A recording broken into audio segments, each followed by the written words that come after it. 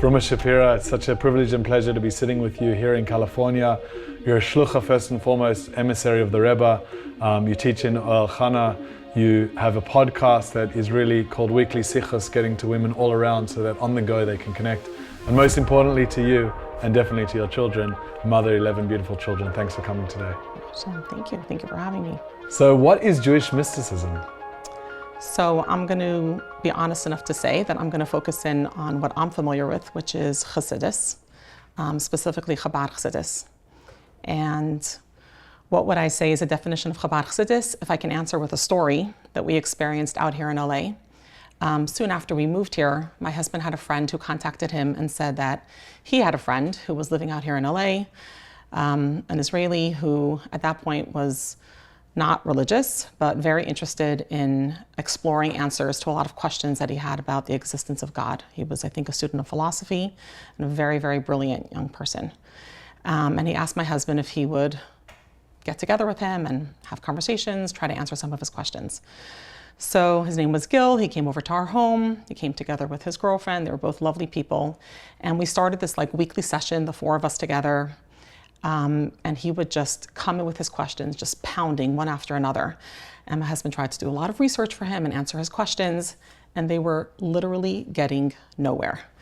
Every single time my husband would say the word God, he would just come back with who said there is a God, and then they would just spin to the point that his girlfriends and I would look at each other and we were like, this is ridiculous. This is just going on and on. And so finally my husband said to him, let's just learn. Let's just, we're just going to assume there's a God for now, and let's just learn. And so instead of trying to address the questions, they just sat down and they started to learn a section of Tanya, which is the seminal work of Chabad Chassidic, authored by the first Rebbe of Chabad over 200 years ago. And they learned a section called Shar Yichud Ve'emunah, which primarily focuses on how God created the world. And they just started going through it. And he warmed up, and slowly, bit by bit, he started to put on tefillin. He started to come to our house for Shabbos meals. And then eventually the months went on, and he needed to go back to Israel. And he came to say goodbye. He brought my husband a beautiful gift, which we still have. And he went back to Israel. A few years went by, and my husband, we went for Tishrei to be in 770, to be in the Rebbe Shul. And the guy walks over to him, he says, Mendy. And he looks at him and he's like, Gil? And here he is, a completely, from young man. And they started talking and started telling him about what happened when he went back to Israel and how he got involved in learning more and more Pnimiyas HaTorah, Jewish mysticism. And his life shifted in incredible ways. And so at the end of the conversation, my husband couldn't resist. And he said to him, Gil, what happened to your questions? And he answered, he said, some of them I got answers to, some of them I didn't. But most importantly is that my faith became stronger. So for me, that story really captures what Chassidus, what mysticism, what Pnimiyas HaTorah is about. It's the nourishment of the soul. So just like if I would physically feel weary, worn down, and then I eat a good meal, and it gives me energy, and it makes me feel more capable, more alive, more just able to be my best self. I think when we learn Chassidus, we're nourishing our souls, and nourishing our souls in the deepest ways. So the pnimiyas of the Torah, the depths of the Torah, nourish the depths of the soul. Beautiful. So how did you personally, that's how Gil got into it. How did you get into it? What was your origin story? Hashem was very kind to me, and I was born with a silver spoon in my mouth, as they say, because I was born and bred into a Chabad family. My father is a descendant of the Alter Rebbe's brother, so I go way back in Chabad Chassidic. But I have to say that for myself personally, I feel like what pivoted me towards really learning Chassidic in a deeper way started in my high school experience, because I had the opportunity to live right down the block from the Rebbe Shul, from 770. And one of the incredible things that the Rebbe did when I was in high school is that for certain special occasions, the Rebbe would give out a kuntris, a booklet that would contain sometimes incredibly deep teachings of Chassidus with terminology and ideas that I never thought I could wrap my head around. And yet the Rebbe made it an event that anyone could come by and receive one of these booklets from the Rebbe. So that meant that here I am, this little 14-year-old, and I'm walking by the Rebbe, and the Rebbe is giving it to me. And for anyone who's ever had an encounter with the Rebbe, you know what that experience is like. It's like you feel like the Rebbe is just totally tuning into you, sees you for your soul, sees you for your potential. And when the Rebbe handed that to me, I felt like he was saying to me, you can learn this. And for the Rebbe, you can learn this also meant you can teach this. So I feel like that's really what got me started, where I felt like, wow, I can learn this. I can learn these ideas. If I have one that I personally received from the Rebbe, I can learn this. And then when I had the opportunity to start teaching, in the beginning it felt like daunting. Like, can I really bring these ideas to young high school girls? And then I was like, yeah, like, we can learn these things. And that's where it's gone on from there. Been an incredible opportunity. Beautiful. So in an ideal world, would all Jews be mystics? Absolutely. As I said before, I think it's the nourishment of the soul, and all Jews have souls. So absolutely, I do think so. I'm not sure how we're defining mystics, but if mystics mean being in tune with the depths of your soul, then yes, I definitely think that every Jew can be a mystic. And not only could be, but I think that there's tremendous ability to be. So I just want to mention one of my favorite Mishalim, one of my favorite parables that was put out there by the previous Lubavitcher Rebbe, where he described that Chassidus is compared to someone who's out there searching for coals or searching for pearls, like coals in the depths of the earth or pearls in the depths of the sea. And he goes into like describing the details of it and how important it is to like get into the deep, right? That's kind of his message. So when our Rebbe took that example from his father-in-law, he analyzed it in more detail. And he talked about like, what is it about coals that we're comparing it to Chassidus? What is it about pearls that we're comparing it to Chassidus? And the message of coals is that it provides you with warmth, right? When you're in a situation where there's cold all around you, that's what the coals give you. They give you that ability to light up a fire and that there should be like a warmth in whatever it is that you're doing. And when we have like the marker of something that's like a dead body, it's cold. Something that's a living body is warm. And when you mention this idea of like, should every person be a mystic? Every person should be alive, right? Every person should have that life in their lives. It shouldn't be a dead Judaism. It shouldn't be a flat, there has to be that excitement. There has to be that life in whatever we're doing. And I think that's something that Chassidus brings to the table. Maybe that's why he said we need to be lamplighters, so we can create the light and the warmth. Exactly. And then to take it a step further, the idea of the pearls. So coals is more of like a basic necessity, that feeling of like, I gotta be alive. I need to have that warmth. I need to have that light. I need to have proper vision and perspective in my life. You gotta have coals and, you have to have the warmth and the light in your life. And you gotta have it every day. It can't be the kind of thing where you say, oh, once upon a time I opened up a sikha, or once upon a time I think I learned a piece of Tanya. It's gotta be something that you keep on in your life, because as we grow as people, as we develop as people, we need to keep having those messages come into our lives in our more developed version. But then come the pearls, and that's where I really feel we want to focus in on what Chassidus brings to the world. Pearls are not a necessity. You can go your whole life long and not necessarily have strands of pearls. I can get dressed in the morning and not put on a set of pearls, and I'm good to go. I'm okay, right? But when you go out to a wedding, especially if you're the bride, it doesn't work to walk in without pearls. Like, you got to be decked out. And so, especially for us today, we are as the Rebbe described, the last generation of this galus, and we're heading into the geula, which means from exile to redemption, which means that we are walking we're on our way, walking to the marriage of Hashem and the Jewish people. We're walking in as the bride, and that's really what I feel Chassidus brings to our lives. It's just this it's a beauty. It brings things into this, more appreciated, special. Again, not just on a basic level, but there's like overflowing with like a real appreciation. And I feel like as Hashem's Kala, as Hashem's bride, we want to be decked out. Beautiful. So it's almost like you've got the luxury and the necessity the coals provide, that bare necessity, because otherwise what would be without that fire, without that passion? But it's like the concept of hidur mitzvah, that you want to, beautify something even more, and that's what the pearls allow us to. And that's, I feel like with the pearls, one pearl just doesn't quite do it for a bride. You need lots of pearls. In plural. Yeah, exactly. Amazing. So that's, like really decked out. So you talk about us, this marriage, this cosmic marriage with God. What do you think of when we say the word God? What is God? It's a great question.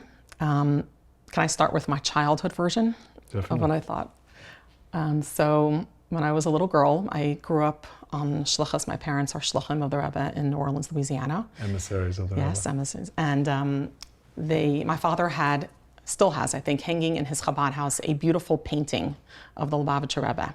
And whoever made this painting made light as sort of like the background behind the Rebbe. And in my childhood mind, the light behind the Rebbe was what I envisioned when I thought of Hashem in that painting. So I don't think it was so off. I think the idea of like Shechina, Hashem's presence being around a tzaddik, very much fits with the image that I had of Hashem. But now in my more maybe like adult version, so I think of a pasuk, I think of a verse that we quote from the Navi Yeshayahu, the Navi Isaiah, where he says, Ki lo machshavosai machshavosechem. Hashem's way of thinking is not like our way of thinking, right? My thoughts are not like your thoughts. And I feel like that can come up in two different ways of how I kind of envision Hashem. One is that all the things that I think are important and make all the difference and are so real and maybe even so frightening, like in God's viewpoint, they're all insignificant and they're all nothing.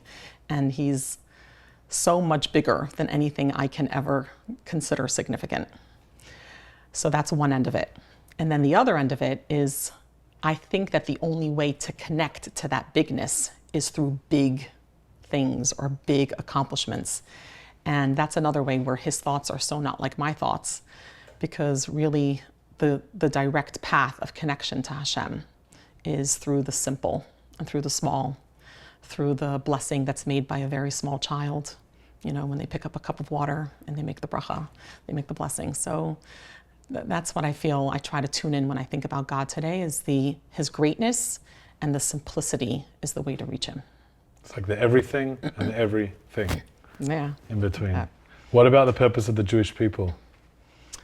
I think we're God's people. We're God's emissaries in this world to represent him here in this world. And that comes up literally in top to bottom. There's a beautiful haftarah that we read in the week of Parshas Vayikra. And it starts with the words, Am zu yatzarti li, tehilasi yisaperu, that Hashem says, I have created this nation, and they tell my praise, like they speak of my praise. And the Rebbe describes there how every single detail of how a Jewish person is made, both from his physical makeup to his soul makeup to every single detail in between, is perfectly designed by Hashem for his purpose in this world, to be the ones who are just obviously seen as God's nation. And I feel like the message of that is that we have to realize how significant our actions are. For example, this summer, I'm running a camp with my son and a bunch of his friends, and wherever we go, it's like the constant messages. We're Jewish children. Wherever we go, we make a difference here in this world. We represent something bigger. We're not just kids walking into Topgolf. We're Jewish kids walking in to play at Topgolf. And we have that, we represent Hashem wherever we go. And certainly the history of the Jewish people just, speaks of the praise of Hashem, that we're here proud and strong, Am Yisrael Chai, in every sense of the word. So we're here to just really show that message to the world and bring the morals that Hashem stands for into the world. How does prayer work? So I'm going to specifically focus in on prayer for women. I think for a lot of women, they sometimes shy away from prayer because we're busy. We have a lot of responsibilities. If a woman is busy taking care of young children, she can be very distracted, and it can be hard to designate time to pray, especially because most women are not going into a shul, they're not going into a synagogue 3 times a day and participating in a full prayer service together with a minyan. So I think sometimes we, as women, we don't always appreciate what prayer brings us. But I think it's very important for women to be praying. And what I would want to emphasize, especially for women, is instead of focusing on the length, to focus on the depth when it comes to prayer. No matter how long you have to pray, even if it's a very abridged version of what would be the typical, full-length morning service, whatever it is that you're doing, take the time to really stop, to really connect to the creator of the world, to really believe that Hashem is running your life and that everything that's happening around you is for you. And I think that is crucial, especially for women. As women, we carry so many responsibilities on our shoulders. We have so many people who we love and care about. And, our hearts are with our children, our hearts are with our families, our hearts are with our friends, our neighbors. We feel in very deep ways. And that kind of deep feeling can also bring to tremendous anxiety, where we can just feel so overwhelmed. What's going to be with this one, and what's going to be with all different kinds of situations that are out there.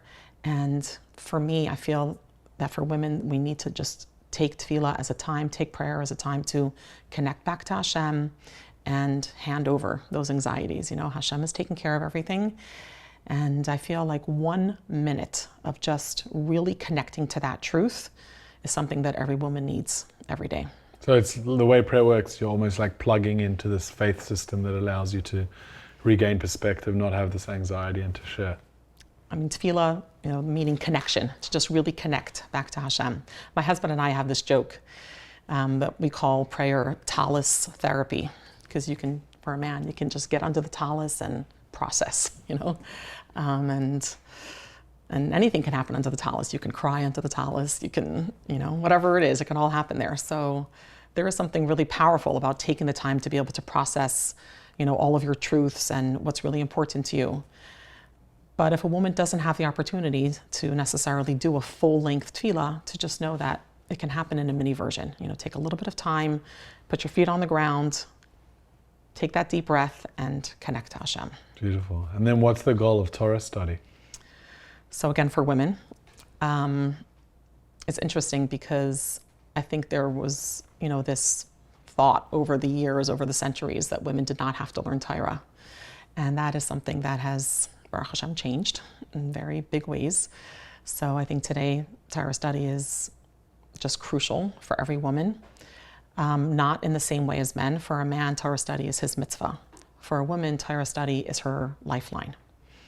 The vision that I have for it is, imagine a person who just needs like a constant, drip of nourishment in their lives. That's how I view Torah study for women. We need to have perspective. We need to be uplifted. We need to be connected. And that's really what learning Torah is about, especially learning Chassidus, especially learning, the depths of Torah, taking the time to make sure that you're, not just relying on that once upon a time you went to high school, or once upon a time you spent your year in Israel and you did your learning. It's got to be like that constant, ongoing, drip message of, what does Hashem say about this topic, right? What's the viewpoint of the Torah and whatever it is that I'm dealing with? And I think the takeaway for a woman, how does she know that she's like learning Torah the way that it needs to be learned? If she can walk away feeling prouder, a greater sense of pride and understanding of who she is and what she's doing, then I feel that is successful Torah learning. So it's interesting, both with prayer and with Torah study. You said, I'm going to share, perspective for women as a woman. Does Jewish mysticism see women and men as the same? So if you're describing the same as in like identical to each other, then I'm going to say an unapologetic, absolute no. If you're saying same as in worthy, do they have equal worth? Yeah, absolutely yes. That's an easy one.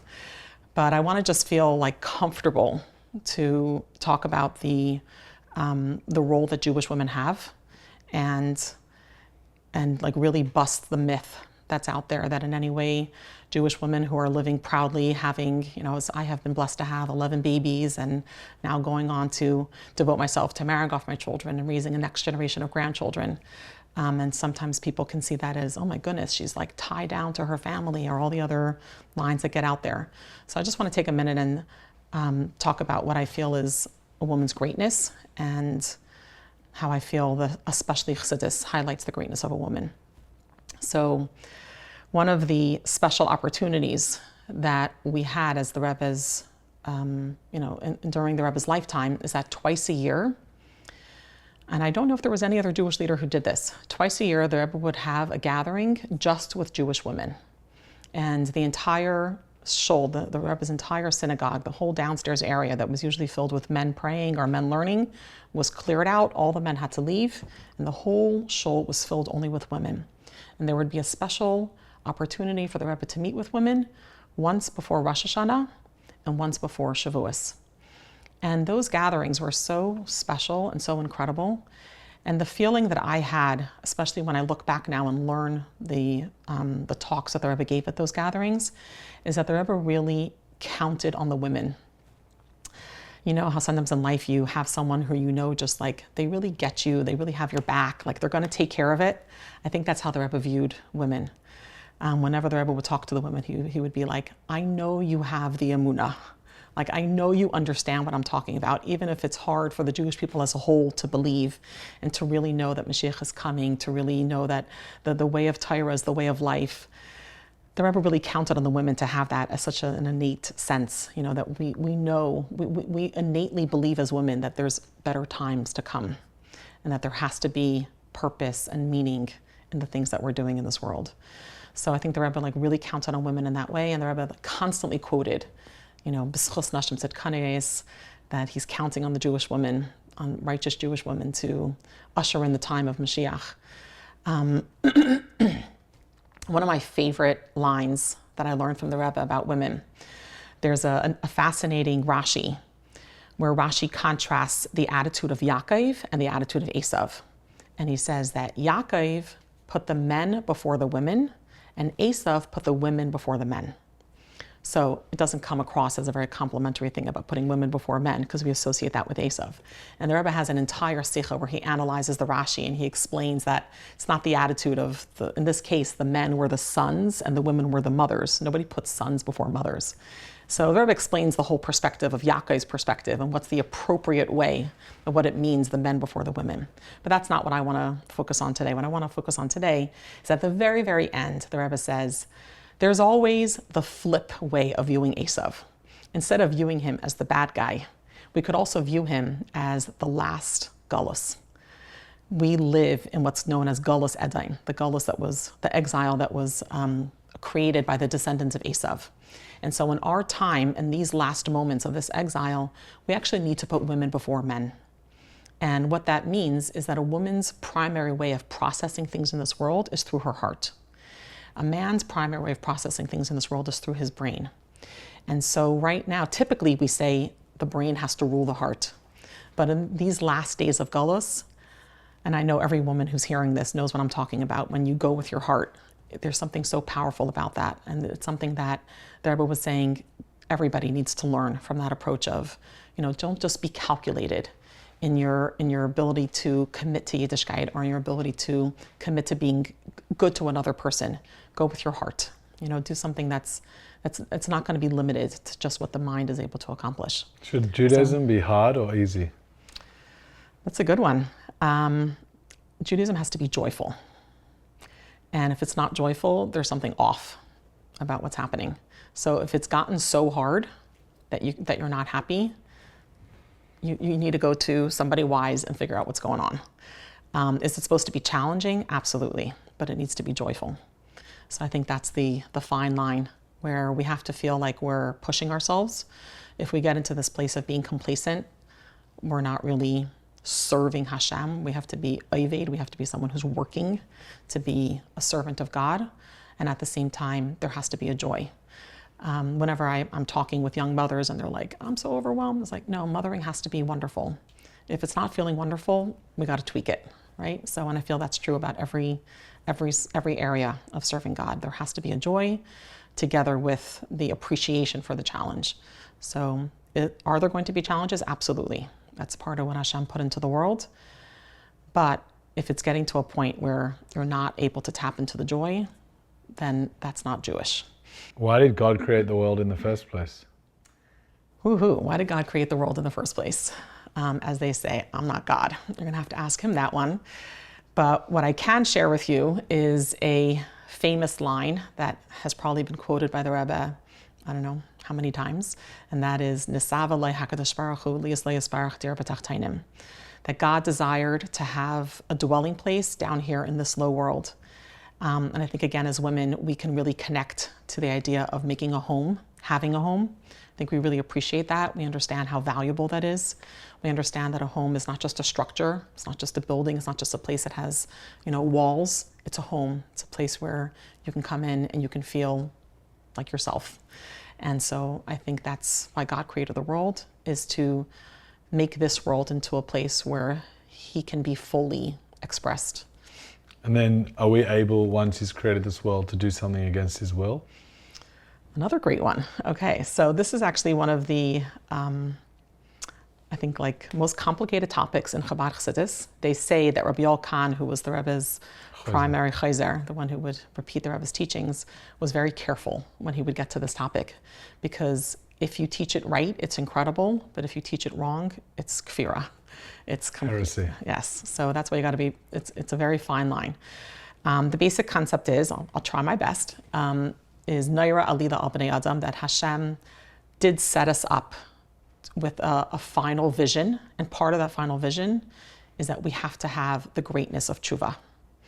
And there's something that the Baal Tshuva is able to accomplish that the tzaddik will never be able to accomplish. Someone that repents or who returns, as opposed to a righteous person. And the power of going through darkness and coming out to a place of light is just so much more powerful than having always been in the space of light. So for that reason, there are mistakes in this world. At the same time, in order for us to receive the reward that we deserve, we need to be responsible for our actions.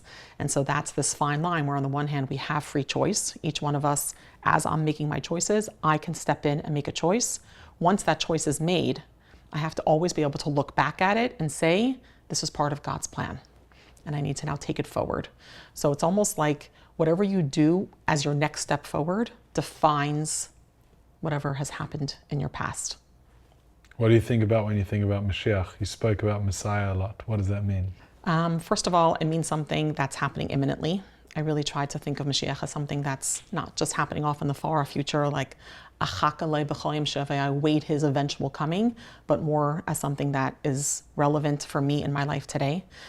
For me, that means trying to live today with a perspective of what the Geula, what the final redemption is going to look like. So when we talk about things like Lai Ra'av, Lai Milchama, Lai Kina, Lai Sachros, no hunger, no war, no jealousy, no competition, those are things I can live with right now. I can try to, start to live in that mentality, and I don't have to be in the scarcity mentality, that if you take it, I'm not going to have it. I can live with the reality of Mashiach. When we talk about the person Mashiach, so I'm a Navi teacher, and I love the prophet sections of the Bible. I love the sections that describe Mashiach.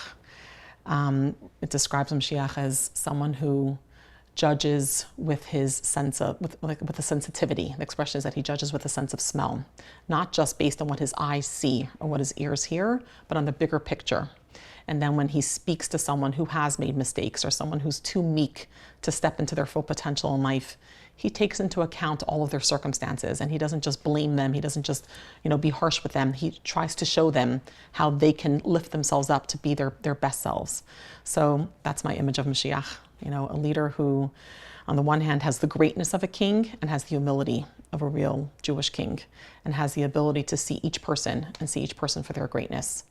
One of my favorite stories that I've heard my husband tell so many times, because it's one of his favorites too, is that there was a woman who, in the original days before podcasts, was doing interviews, and she was going around and interviewing all the rich and famous out there, and somebody told her about the Lubavitcher Rebbe, and so she contacted the Rebbe's secretary to see if she could get an interview. And they said, I don't know about an interview, but you can have a yichidus. You can have a personal audience with the Rebbe. So she came, and she walked out very uplifted from her experience, and from there made some big changes in her life. And later on, people asked her, what was it like? And she said, one of the things that was fascinating is she goes around and she interviews people all over, and people love to talk about themselves. She's like, you would come into the Rebbe, and she couldn't get the Rebbe to talk about himself. He just was totally uninterested in tooting his own horn. And instead, he spent the entire time talking about her potential, her greatness, and her ability, and trying to encourage her and show her what a difference she could make in this world.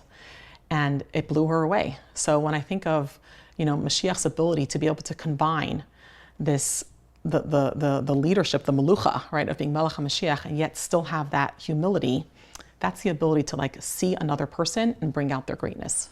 Is the state of Israel part of the final redemption? So I'll say this.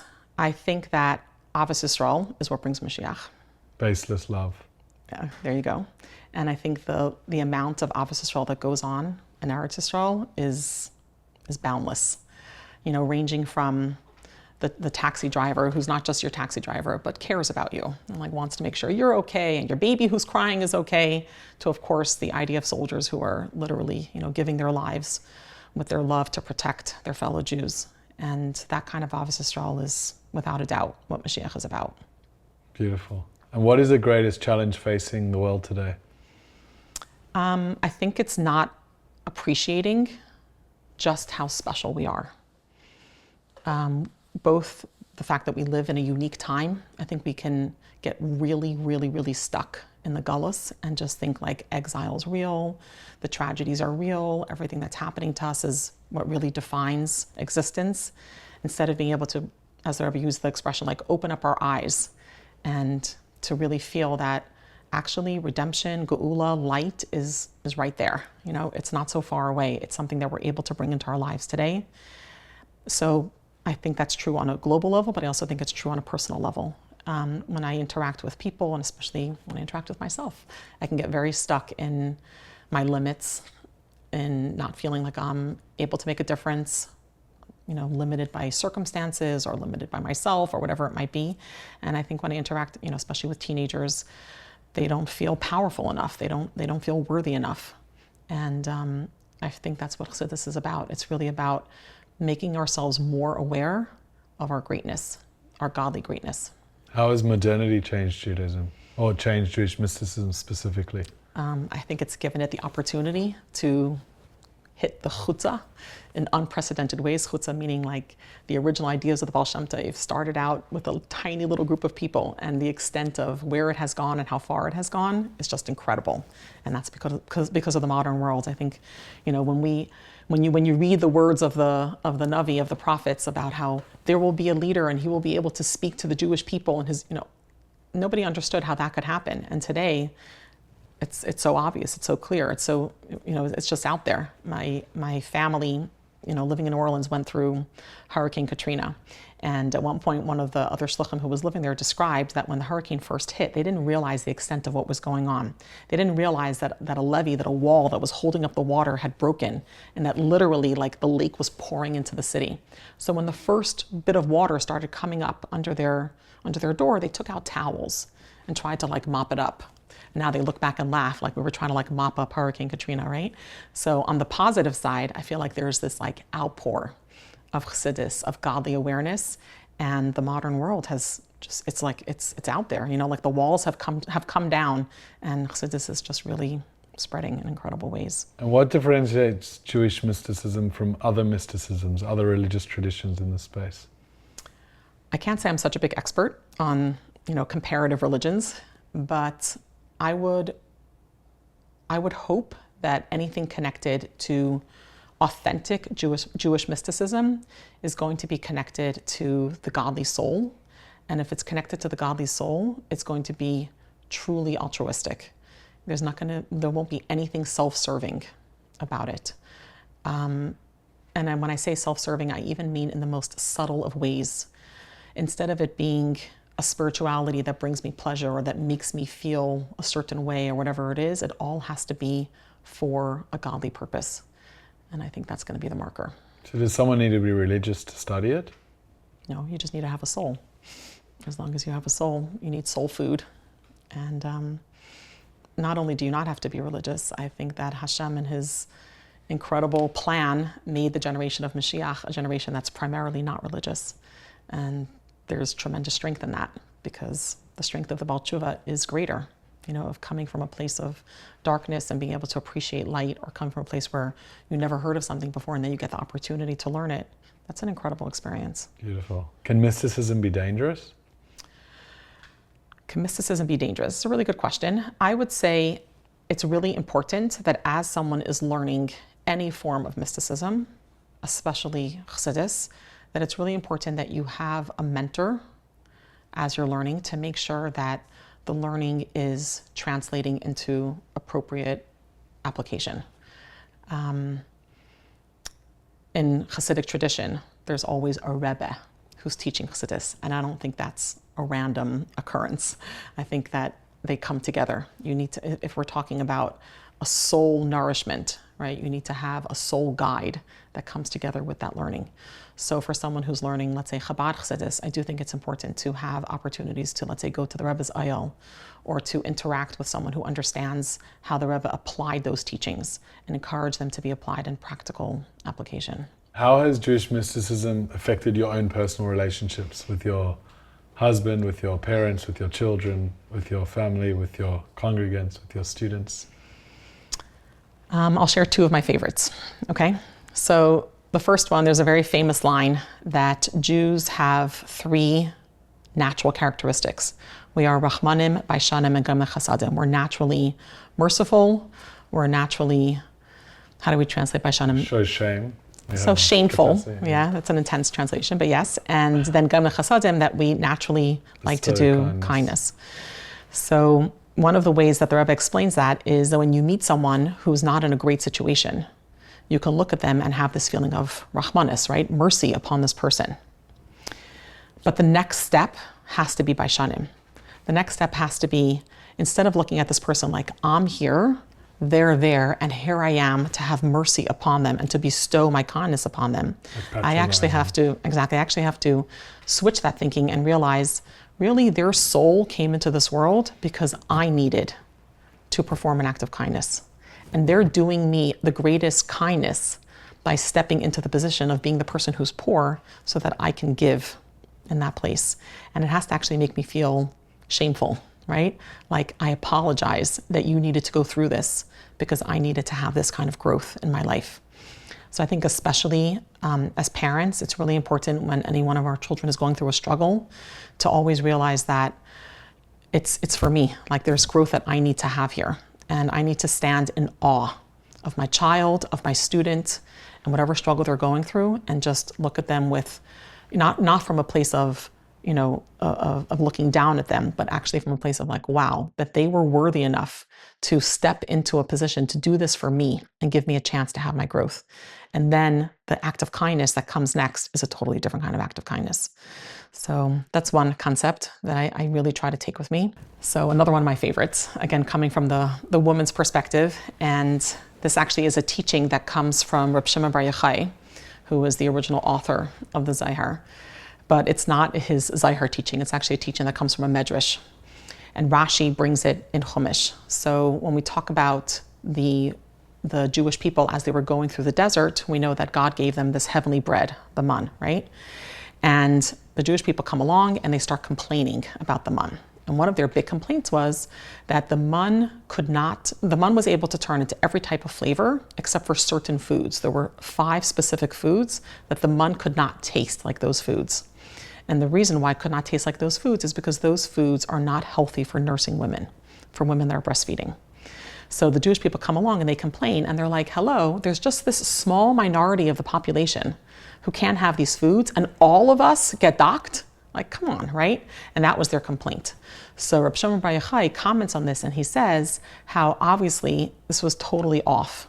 And he goes on to explain how there's something so powerful about each individual person, how special and important each individual is, that yeah, it's worth it. It's worth it for you to not have all your favorite foods so that these nursing mothers and their babies are going to have more support and are going to be able to be included and are going to be able to have the kind of setting that they need to be able to be their best selves. So I think that mindset of inclusion, that inclusion is not just like, again, me doing you a big favor, but that we as the Jewish people deeply value, and it's good for me to deeply value each individual and maybe put aside some of my comforts on behalf of another person's needs. And we talked about, your story with Gil, was his name? That, when your husband decided to just learn with him, that's when you really appreciate it, not just talking about it. So to conclude, I'd love you to just share one teaching from Jewish mysticism that resonates with you, that inspires you, or that comes to you at this moment. It's not only from Jewish mysticism, it goes all the way back to Jewish tradition, and that is ma'at or deicha har b'cheshach, right? That a little bit of light pushes away a tremendous amount of darkness. So I think that's really important. I try to take it with me every day. I try to feel empowered to know that wherever I go, I'm making a big difference. And even in those areas of my life that might feel very dark or despairing or overwhelming, sometimes the littlest things make the biggest difference, and I don't have to feel overwhelmed by how big the darkness is. I'm sure you've all heard Netanyahu tell his story with the Rebbe, how he came, and the Rebbe at that point he was representing Israel in the UN, and the Rebbe told him, you're in a house of darkness, but you light one candle in a house of darkness, and it does incredible things. So I feel like that's a message we can all take with us, and I try to take it in my life and really just feel, okay, don't let the darkness define you. You come in with your light, and light's really, really powerful.